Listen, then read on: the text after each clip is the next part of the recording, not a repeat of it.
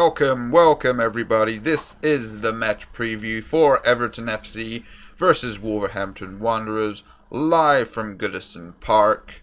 Also, the battle for Europe, the battle for 7th place, the battle between Nuno Espirito Santo bringing his pack of wolves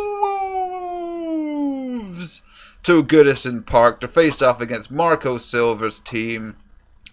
But there is one more important battle that we all can't forget. It is who is the most prime, most succulent, most fabulous center midfield player on the pitch at 3 p.m. in Liverpool? Is it the man, the beast, who can hit a ball from 35 yards and make it look easy, Mr. Ruben Neves? Or is it the one, the only, Mr. Hugathon himself, Andre Gomez? That's the battle I'm going to be watching. You know what? Attacking, defense, substitutions, tactics, I'm not really concerned about this today.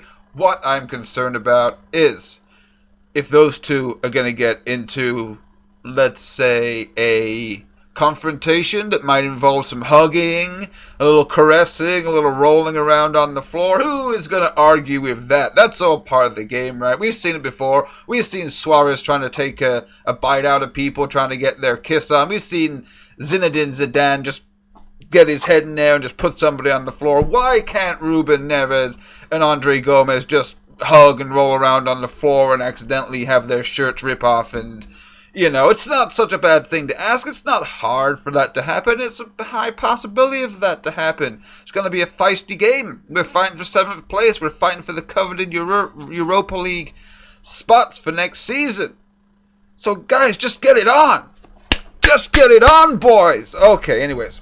As for Everton, I think we've, Adrissa might still have a knock, and Baines might still have something wrong with his hip or with his rib or whatever the situation was.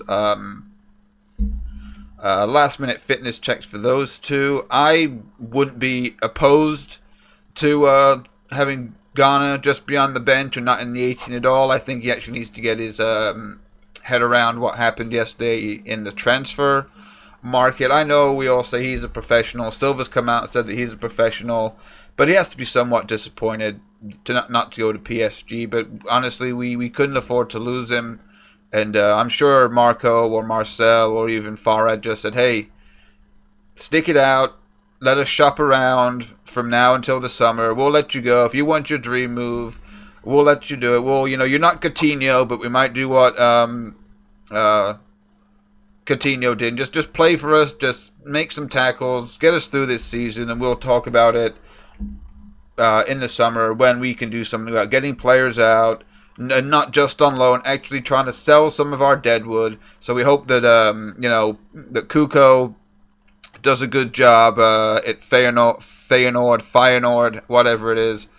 We hope that Balassi does great for Anderlecht. We hope that some of our other players, like Ashley Williams and all the other players we just want to get rid of, that they do really well, or somebody in another league or another division wants to come in for those players and take them off of our hands.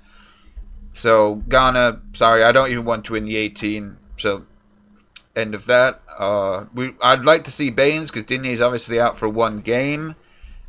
But if not, we'll have to see what happens there. Personally, I would go, but no, we can't go through at the back right because Mina might still be out injured and Jagielka. So I guess it looks like John Joe Kenny might be playing left back. So we've got a couple of issues at the back, but that shouldn't be too much of a worry because I think this might actually be a free-flowing, high-scoring game, because Wolves don't do anything but go balls to the wall, right? Like, they're quite happy to do what Arsenal used to kind of be and what Man United used to kind of be. It's like, okay, well, our defense is, kind of shocking at times, but if we score 4, you can only score 3 type deal. If you look at the Leicester game, that's the epitome of what Wolves are and how they've got to their position in the league. Just watch that Wolves 4, Leicester 3 game. I know it was at home, so they might be a different beast away from home.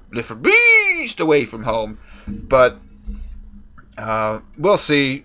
We obviously beat Huddersfield last week 1-0. I'm sure Wolves and Nuno and his coaching staff looked at that game and said, "Oh, the boys are back. The Blues are back. The Evertonians are going to be ecstatic and over the moon after beating a bottom of the league team by 1-0 with 10 players. They're going to be up for it, boys. They're going to be raring and ready to go."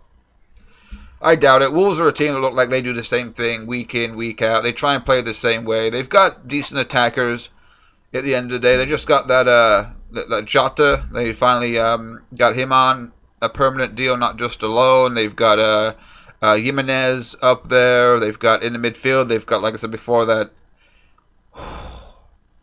prime Portuguese in the midfield, Ruben Neves and João Moutinho.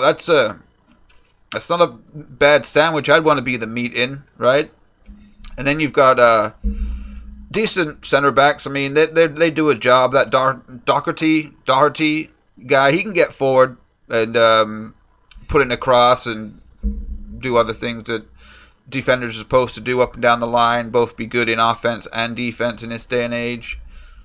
And in goal, I think they still have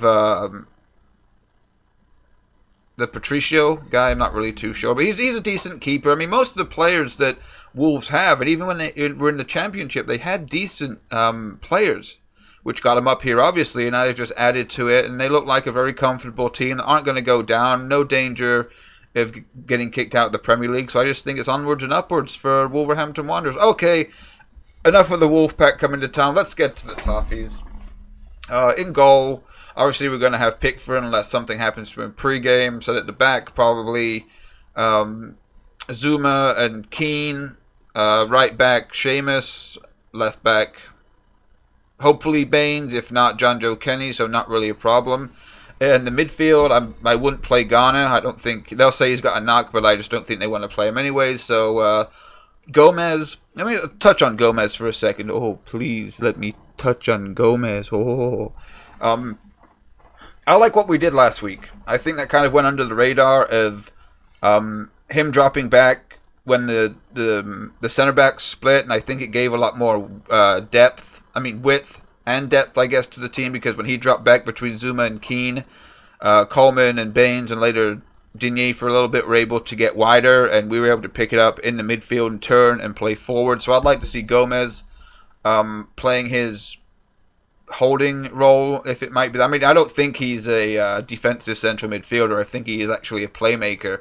But I'd put him in there with Tom Davies. I don't think Tom Davies deserves to be dropped. Not at all.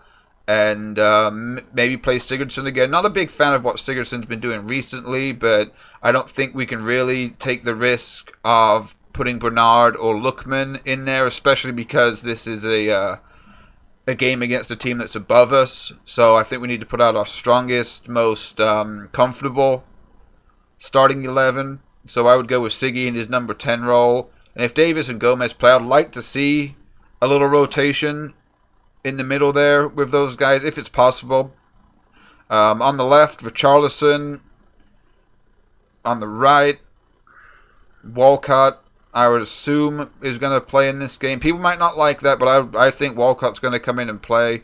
I can see Bernard starting there, because I think he's our actually best technical and creative player that we have. Maybe we only need 60, 70 minutes out of the guy, but I think this is the type of game for Walcott to play. And up front, got to go with my man, Cenk Tosun. Passionate, had a good game last week. And I know a lot of people say he didn't really do much, but, you know, banging in goals isn't what makes somebody put in a good shift. We'd like to see goals, but his hold-up play, his physicality, his desire, his willingness to get stuck in, I think that's something that we've been lacking. And plus, we're at home. The Evertonians are going to love that, hopefully. And that's the other thing I want to touch on. Come on, guys. If anyone's watching this is going to the game tomorrow, I know most people like to sit back and say, well, I'm not going to clap, I'm not going to cheer, I'm not going to applaud, I'm not going to get off my seat until you do something that merits me getting off my seat. But let's just go for it, guys. I mean, Make the players feel like they're at Goodison. Make them feel like this is a home game. Let's not be negative or neutral off the start. Let's get positive. And even if we go, if we go one up right away or in the first 10 minutes, let's just get behind them. Every good ball, every good tackle, every challenge for the ball, everything. Just cheer, cheer, cheer, scream, scream, scream. Let the Wolves fans know that they've come to Goodison Park. Because they're going to be loud. The Wolves fans are loud. They are vocal. They do enjoy some singing. And I don't want to sit here tomorrow watching the game and hearing the Wolves fans going off, singing their songs, having a great time, and us just sitting there like a bunch of schmoes. Okay, so that's all I'm asking. I'm sure a lot of other Evertonians are doing that too. Yes, you've paid your money. Yes, you deserve to be entertained. But if you're not, let's just get behind the boys. Anyways, so yeah, again, like I said, this is the many battles in this game. Battle for European places. Battle between Portuguese managers. Battle between Portuguese sexy men. It's there's lots of connotations and things to look for in this game. I hope everybody enjoys it, and I hope it's going to be a win for the Blues. Up the Toffees. Oh!